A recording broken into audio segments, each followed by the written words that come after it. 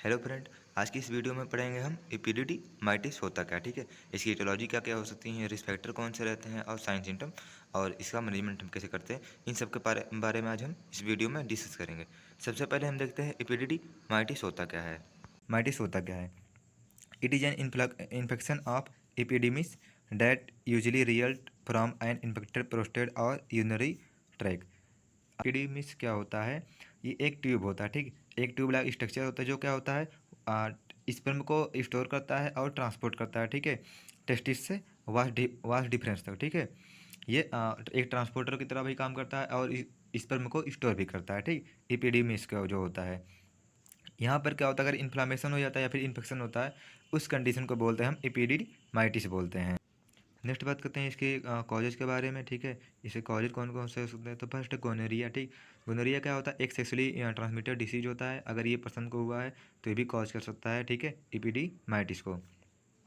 Penetrative annuls intercourse, ठीक है, तो वो भी कॉज कर सकता है। ठीक, मम्स इन्फेक्शन, और अगर मम्स रहा हो पेशेंट को, ठीक, तो वो भी कॉज कर सकता है एपिडिमाइटिस को।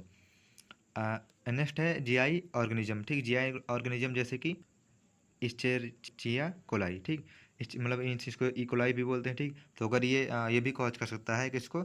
एपिडिमाइटिस को।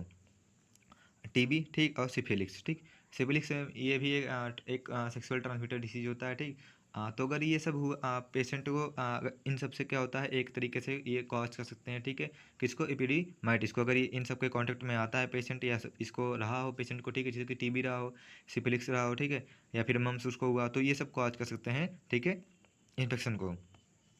नेक्स्ट बात करते हैं इसके रिस्पेक्टर के। ठीक है, इसकी रिस्पेक्टर को क्या क्या हो सकते हैं? फर्स्ट है यूरिनरी ट्रैक इन्फेक्शन। अगर उसे यूटीआई हुआ है, ठीक है, तो वो भी इन्फेक्शन चांसेस है, ठीक है, कि उसे एपिडिमाइटिस हो सकता है। कैथराइजेशन, कैथराइजेशन से क्या होगा, ये इसे इन्फेक्शन होने के चांसेस बढ़ जाते हैं अगर वो जो कैथेटर है, ठीक है, वो बहुत लंबे समय तक यूज हो रहा है तो। अनप्रोटेक्टेड सेक्सुअल कॉन्टैक्ट, और अगर अनप्रोटेक्टेड सेक्सुअल इंटरकोर्स हो रहा है, ठीक है, तो उस केस में भी चांसेस बढ़ जाते हैं। एज की बात करें तो यहाँ पर 35 ईयर एज ज़्यादा है, ठीक है, उससे ज़्यादा है तो इसको चांसेस है, ठीक है, यहाँ पर एपिडिडीमाइटिस होने की।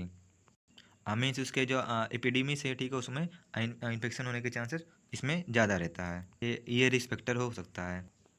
नेक्स्ट बात करते हैं क्लिनिकल मैनिफेस्टेशन के बारे में। कौन कौन से साइन और सिम्टम हमें देखने को मिल सकते हैं? ठीक है, स्क्रोटल पेन, सोइलिंग। ठीक, स्क्रोटल पेन मीन्स जो स्क्रोटम है, ठीक है, उसमें पेन होगा बहुत ज़्यादा और सोइलिंग उसमें रहेगी। ठीक है, सोइलिंग हमें देखने को मिल सकती है। Pain radiation from abdominal to flank. ठीक, इसमें क्या होगा, जो पेन होगा, ठीक, वो रेडिएट होगा एब्डोमिनल से, ठीक है, फ्लैंक तक क्या होता है, वो रेडिएट होता रहेगा जो पेन होगा।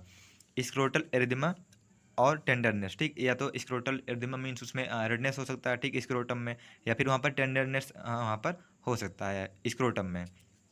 फीवर देखने को मिल सकता है और पुरुलेंट डिस्चार्ज। ठीक, और पुरुलेंट डिस्चार्ज वहाँ पर हो सकता है। रिएक्टिव हाइड्रोसिल, और रिएक्टिव हाइड्रोसिल हो सकता है। ठीक है, हाइड्रोसिल क्या होता है, उसमें वहाँ पर स्क्रोटम में, ठीक है, फ्लूइड का एक्युमुलेशन हो जाता है, तो ये हो सकता है वहाँ पर। ये सब कुछ साइन सिम्टम हैं जो कि एपिडायमिटिस में होते हैं।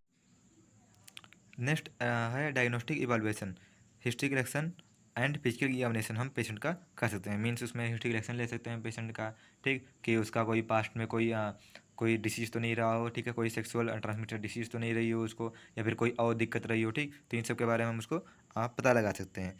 फिजिकल एग्जामिनेशन कर सकते हैं और यूरिन एनालिसिस कर सकते हैं। ठीक, next is urine culture and sensitivity test.